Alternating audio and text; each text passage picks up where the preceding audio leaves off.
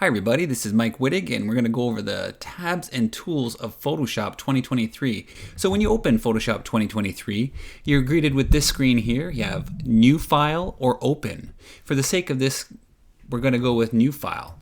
When you click on New File, you see a bunch of tabs up top here. You have Saved, Photo, Print, Art and Illustration, Web, Mobile, Film and Video.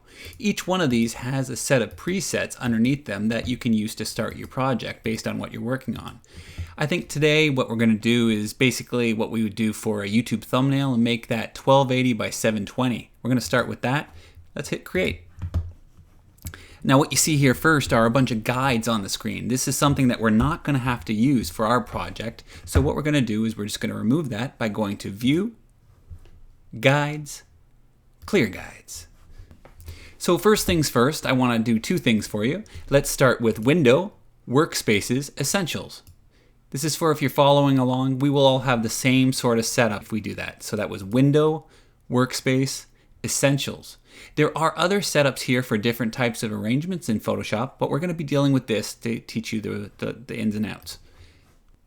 Also, what we want to do right off the start for yourself and any project is you want to say save. So let's just save this right away. Save as, and we're going to go to our project files of week 3, and we're going to just save that as Photoshop tutorial if you want to follow along. This is good, so if the computer crashes, we can save periodically throughout our project, and that way we won't lose our data. So what we're going to do now is I'm going to open my Finder on my Mac, or on a Windows computer it would be Explorer, and I will find a photo that I've selected from my photos. I'm going to drag that onto my project, and here we have a photo from New York City that I've made, and I'm going to just scale that up to fit it the way I would like it. Now, photos are brought into Photoshop in this way at full resolution, so we can just select them and size them up as we see fit. All right, I'm going to go like that, and I think that's pretty good to start off. Let's go over some things that we have here. Right on the left side here, we have layers. So now I can see this has been brought as a smart layer, and that's okay. We'll deal with that when we come around to it. Then we have the bottom layer, which was white. And if we were to have text on top of there, then that would be a third layer, and so on and so on. If I unlock this layer by just clicking on it, if I drag that to the top, that means my NYC layer is not visible any longer. That's because it's got this white layer on top of it.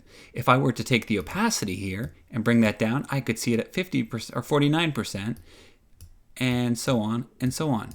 Now, same thing goes if I were to take down the opacity on my NYC layer. It's the same idea. But what I'm trying to get the point is that it's stacked, and whatever's on top is most visible. So if it's blocking something, you're not going to see it. Now, over here, we have history. We also have some other items here. And if you go to Window, you can see other items that you could have listed there. Like if I did not want to have my layers showing, I would do that and they would hide. But I do want my layers. But in this case, what I'm talking about the most is the History tab. In the window here, we have History. Why is it not selected? Because it wasn't showing. So I've selected that. I can select it there or there, and there we can see the history of everything we've done. So if we want to go right to the start again, there we are. Go through clearing the guides. There we go. Making layers, moving them around, opacity, and so on and so on.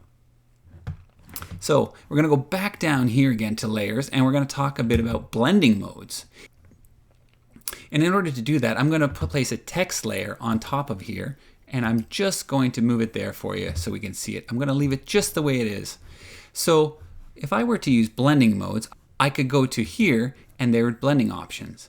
So we have bevel and emboss, stroke, inner shadow, blah, blah, blah, blah, all the way down. We have many to go for. I'm going to just start with stroke. So stroke opens up, and it opens this window, and it selects stroke. I can adjust the size of the stroke by going like this. I can make the stroke on the inside of the text, which looks a little bit weird, but I can bring it back, and it's not so bad. Or I could put it in the center, which is sort of in between the inside and the outside. I always prefer the outside, and I like to make it nice and big. It has that thumbnail look on YouTube, so I kind of like the way that is. That's stroke. There are other options here that you might want to use. There's bevel emboss, which makes things a little bit bigger, gives some depth to your project, what you'd like. You know, lots of things you can do with that. You can change the angle of things. Personally, sometimes I think this is overused by new Photoshop users, so I would stay away from that. But do feel free to use it if you like. Play with it, but just try to stay professional in your appearances, I think. Next up, we have drop shadow. Drop shadow is one of the more effective tools I find. It really helps a lot, and you can be subtle with it.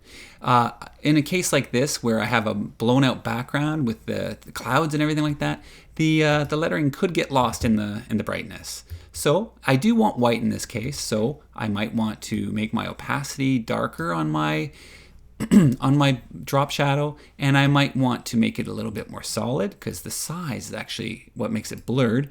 You have your spread, which doesn't seem to be making much of a difference from this angle, but the distance, let me see what happens if I go like this. There, that's where the spread comes into effect. You got to play around with these things to understand what they do. So I'm going to go like this, and I'm just going to show you a little trick. Rather than trying to fine tune it this way, you can just click on the image anywhere and put it exactly where you want it. Say I want it like that. Then I might want to bring my opacity down a bit, and it just pops a little bit nicer. And I could still spread it out to make it a little bit nicer. And it's really in the eye of the beholder how you'd like this. I'm going to drop that off and hit OK. Just a little quick note, if you would like to use those effects right there in the blending options, you could also just double click on the layer and they come up just the same. Just remember to highlight whatever tool you're trying to use to get the options to fine tune them. Okay, we also have the blending modes right here, which can also be nice if you're going through. In this one, it's not really overlay. So let me just move this down a bit. As you can see, as I'm doing different blending modes, it does actually show through in different ways what the text could do.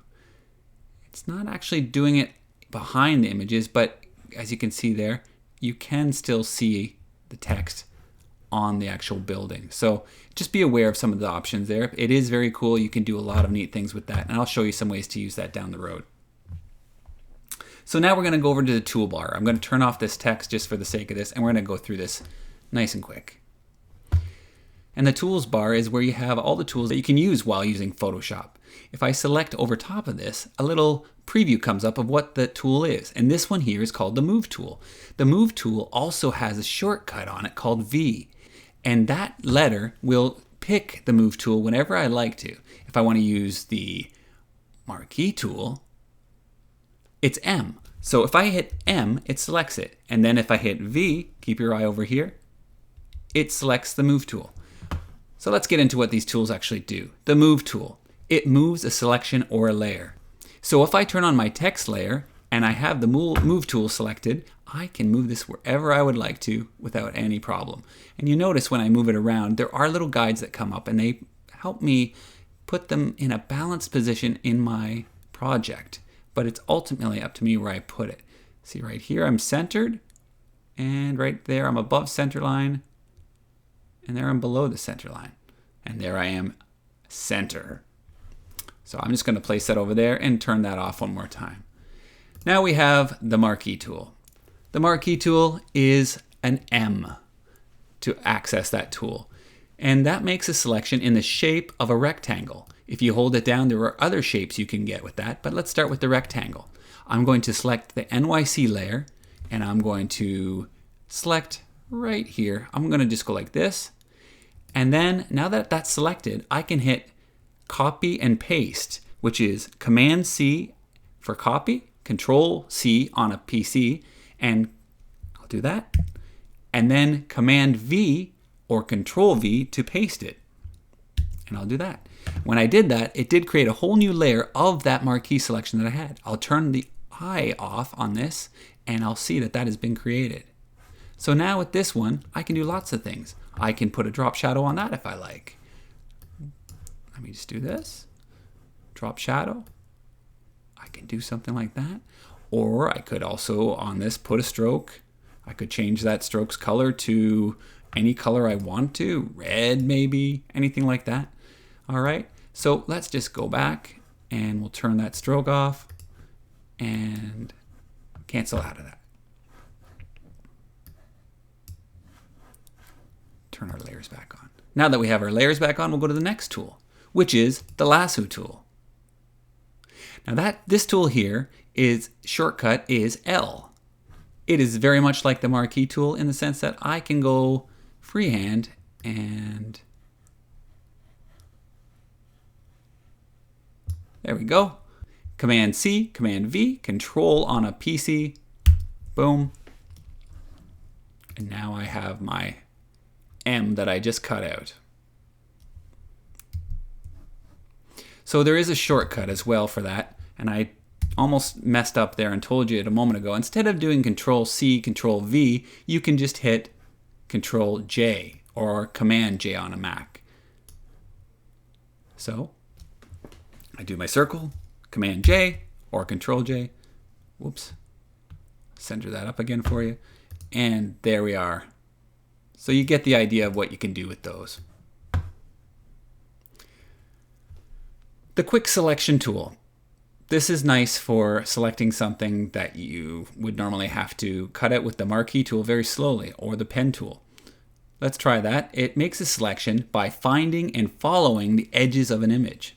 So the shortcut for this one is W. Let's select that. I'm going to tell you a little shortcut here for any brushes that we use throughout Photoshop. We can use the bracket right or the bracket left to make the brush smaller or larger. You can also do this by selecting here and dragging it and it gets bigger. I think it's just bigger than it should be. And then we can also adjust the hardness, which makes it softer, which will make the edges more feathered. And that's how you do that. We're going to keep this nice and hard for now, and just so we can have a nice edge. And let's try this. We've got the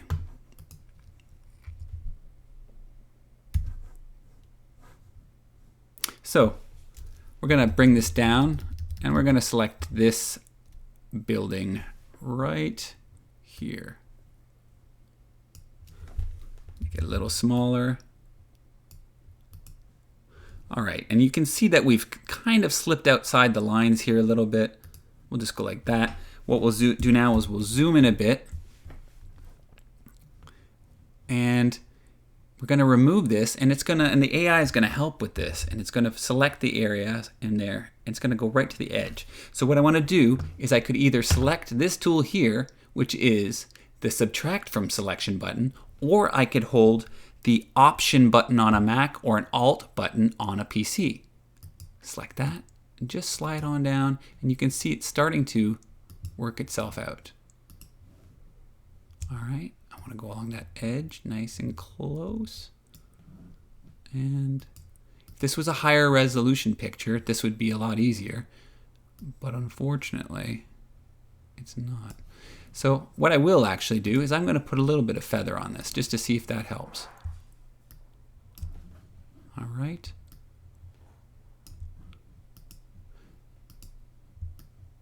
And you can see here when I'm holding the Option button, it actually does switch between the two, helping me do this.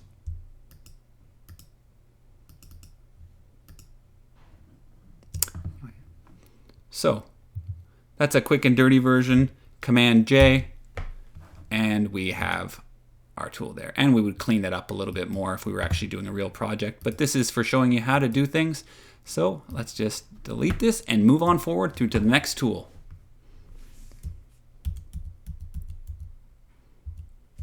All right, we're nice and centered again. Next up is the crop tool. Shortcut is C, and it trims and expands the edges of an image. Let's select the crop tool, and we can drag the edges. You can see the rule of thirds, and we can adjust that picture to however we like. I'm going to go like this and just hit OK. That looks nice.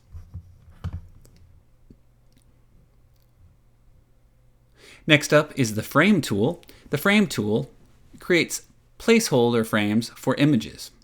I've never used this one myself, but feel free to try it out. It's not going to be used in the course, but it is there for your use if you like it. Next, we have the eyedropper tool. The shortcut is I. It samples colors of an image. Let's try that out. So I have the eyedropper tool selected. I'm going to delete that layer. I am on the actual image layer, and I could click on any part of this and I could match that color for our foreground over here. So let me do that right now. There we go. We've got a nice orange color. It's gone over there. It's almost rusty. If we wanted the white color right here, of the water, or the blue of the sky, very light, or even the reflection off that building. And you can see it just goes to almost a grayish brown. All right. Next up, we have the spot healing brush tool. This is a really nice tool.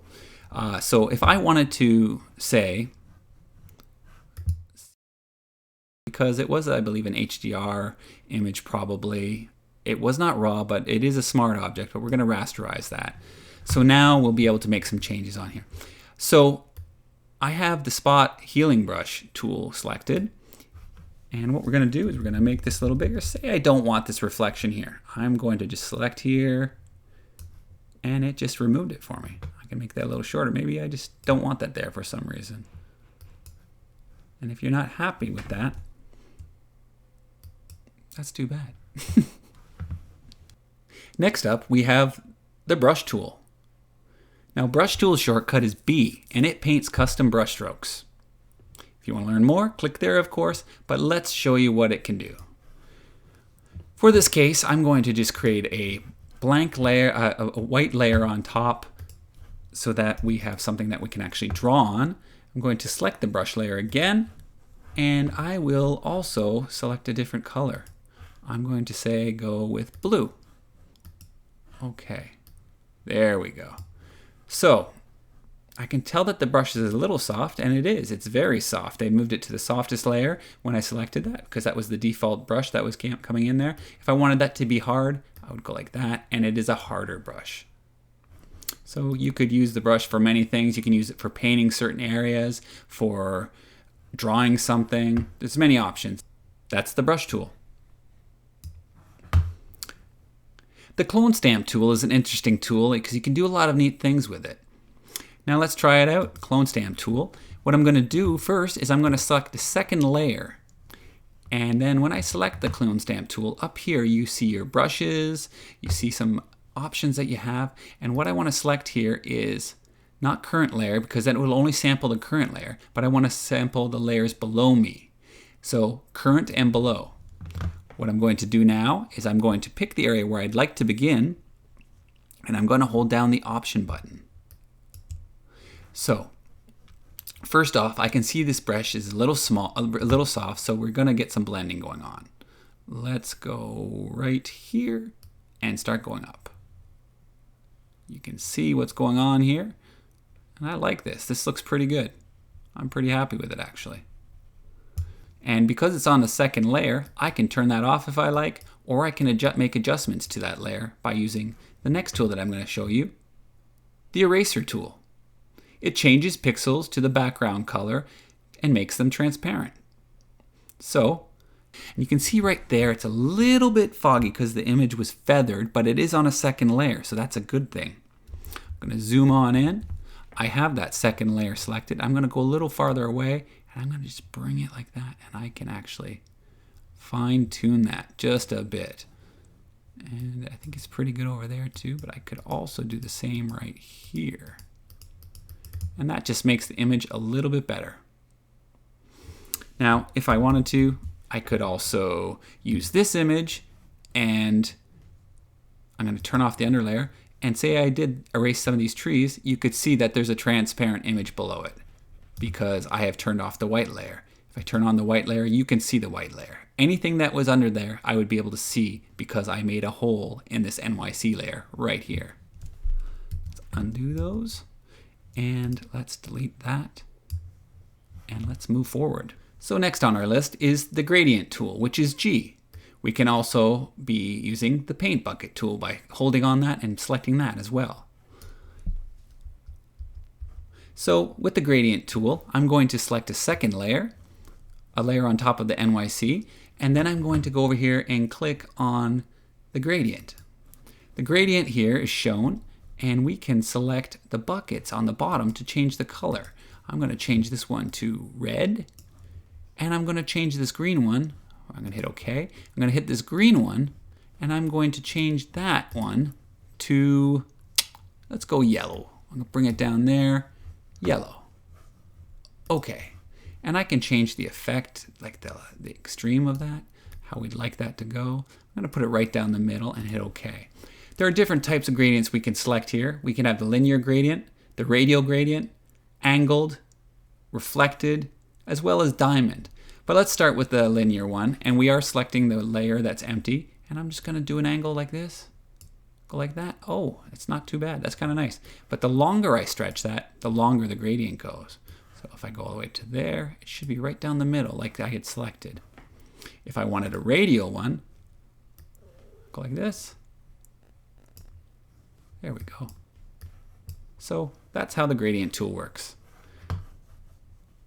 Now, in the complete other way, put another layer in the middle there, we could change this to the paint bucket tool, and then whatever color we have in the foreground would be the color that the paint bucket would be. I'm going to go red, bang. Now we have red. Going to delete that layer. Yes. There's different ways to delete the layer. I'm going to bring that back. We could either go select it and hit delete like I just did, or you could just hit delete and it's gone. So the next tool we have is the blur tool. And for that, I'm going to open another image just to help out. I'm going to go to my Windsor Castle, and I'm going to open that by dragging it onto my Photoshop icon. All right, so we've got the blur tool selected here, and what does it do? It blurs areas of an image. So often when you're doing photography, you might not have permission of people that are being used in a photo. So you might want to use the blur tool to help blur their faces, just like that. I can increase my brush size, and I could do it to all of them as well, and that would make me okay. This is good for logos and things like that, or if you really wanted to, some wrinkles too. You could even blur them out that way. It's not the way I like to blur out wrinkles. There's better ways, but it does work. I'm getting old. Don't save. Next up, we have the burn tool. Now the burn tool is pretty easy to understand, and it shows in the demonstration there what it does. It selectively darkens areas of an image. So let's go over here. I've got my NYC layer selected, and sometimes when I'm using the burn tool, I'll make a second layer, which shortcut is Command J or Control J, like that, or you just drag that onto the new layer and it does a duplication. So I'm on the top layer right now, and I've got my burn tool selected, and I'm gonna keep it like that. The brush is kind of feathered, that's nice. I'm gonna go over here, and you can see I can darken certain areas wherever I want. And every time I click it, it gets darker. And let's just say, oh my gosh, I've gone too dark. Gone too dark, oh my gosh. So now I could take the opacity and bring it back too. And it's just the same image underneath, except it doesn't have that. So that's one way of fixing a mistake that might have happened. I'll delete that. And I'm going to make another, no, I'm not going to bother with another layer on this one. The next tool is called the dodge tool.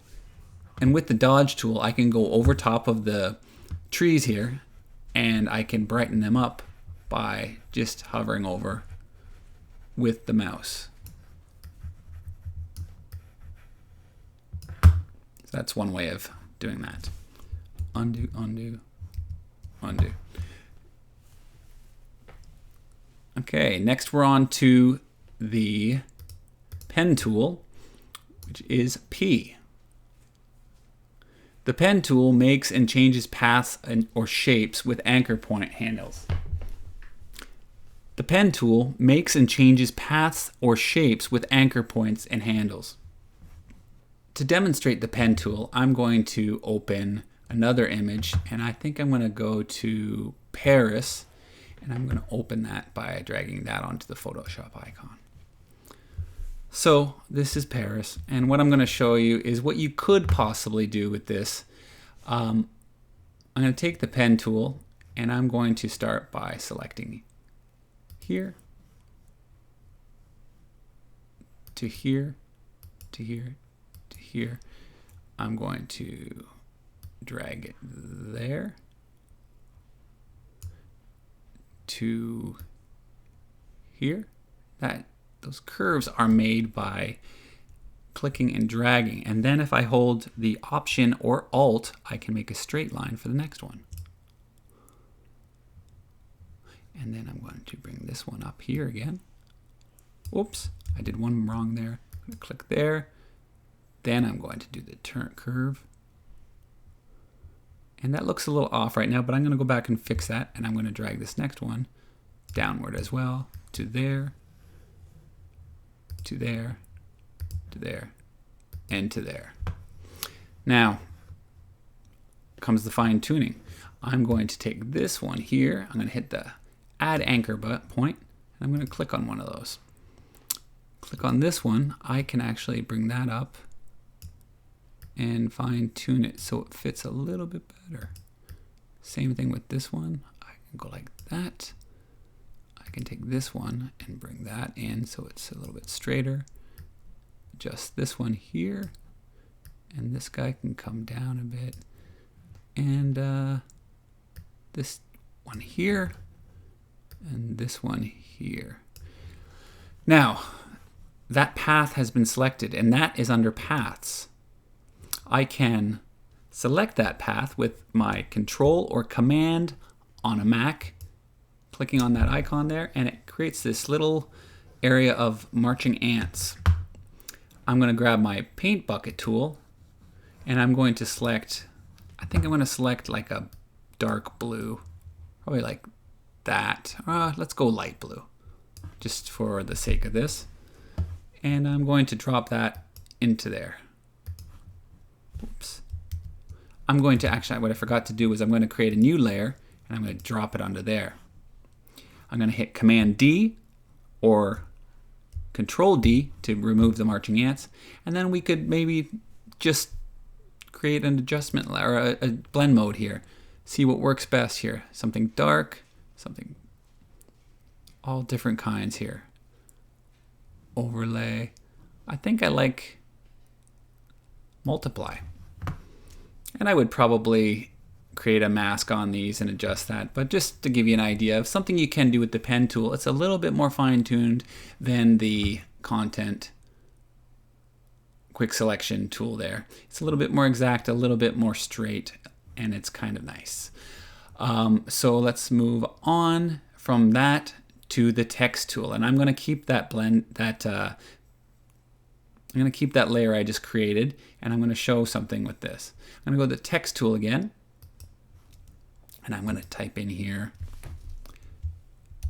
Paris, France. Now you can see that I actually used the same color by accident. It doesn't have a blend mode, but let's just change that color to white. And we will increase the font size to that to, I don't know, 300? Wonderful. I'm going to put that on like that. And I will go to the end and I will hit enter and I will say 2023. All right, and I want to show something here because you can see that it's not quite spaced out right. So I can go over here and I can click on the character and paragraph panels, and it opens what you are familiar with in most programs. And you can adjust the distances between things right here and make various adjustments. So my font is 300, and I usually find that if font is 300, then the spacing should be approximately around that range too. Oh, you know why that didn't work? Because I have the text tool selected. I'm going to just undo that. And I'm going to click off this and then click on there. And now I will type because I don't have a blinking cursor in my thing. And I can say 300. And you can see what it did there. What I could do here as well is I could lessen the font here to say 250. That's a little nicer. And now I might want to bring this to 250. And that works also. You can highlight the text here now because I've separated some things, and I could make the spacing a little bit different between the 2023 or the letters here. This is a written font, so I'm not going to bother with that. But with this, I could split this apart to 50, 200. You know, there's so many things you could do. As I have it selected though, so now my cursor's not there anymore, I can also go up here and I can work my way through the font and just look at them and see what they might look like in different ways. I do think that the written font was the nicest in this case, so I'm just going to leave it like that. On to the next tool, which is, in this case, the rectangle tool. That's what we're going to go with. I'm going to turn off this layer 1, and I'm going to select the rectangle tool. And the rectangle tool draws rectangles. How about that? Who would think, right? I'm going to make the fill color on that black. And then I'm going to go over here and I'm going to put this underneath, and the rectangle tool will, in fact, create its own layer automatically by drawing. And you can fine tune that. I'm going to actually do that. Bring this down. Bring this over like that and like that. All right. Now between these two layers right now, I'm just going to do something interesting. I'm going to select them both and I'm going to link them, link layers. So now when I hold the V button or select over here the move tool, I can actually move them both at the same time. If I hadn't linked them, one of them would have stayed behind. I can also free transform now, which is Control T, and I can adjust them and they will both adjust. But I think we need this a little bigger. We'll go like that. I'm gonna hit OK. Now I'm going to select the rectangle tool again, and right there, and I'm going to select the stroke, and my stroke I would like to be white in this case. And now, as I select that, I can make a stroke there. The hand tool basically will move the whole image around. This can be done by just holding at any time. If I'm on this and I'm moving things around, I'm trying to do things and it doesn't work, I can just hit the space bar and it will move my image around. I have a mouse and you've probably noticed that things have been moving around. It's because I drag my finger along the top and this happens. Those Apple mice do that sort of thing. So that is how it works. We also have these panels here, the foreground and the background. We can set it to the defaults of black and white, which is good when you're dealing with masks. And you can switch them by clicking that button and that button. If I had red selected on there and my background color was blue, all right, switch it back and forth. You could hit the X button to cycle between the two of them. And if I wanted, instead of to do this, and I think I can hover over that, it does show a shortcut D, and over here, shortcut of X. So if I want to reset the colors, D. If I want to cycle between them, X. Okay. Another shortcut that you could know real quickly is Command or Control plus, which zooms in. Control or Command minus zooms out. So again, we zoom in, we hold the space bar, that hand turns up there, and I can move it around wherever I like. So that's a quick lesson on the tools and tabs of Photoshop 2023 and others for that matter. Please feel free to play along with these, but most of these aren't needed for this course, but I just wanted to make you a little bit familiar with where they are and what you can look at and play with. Take care. Thank you.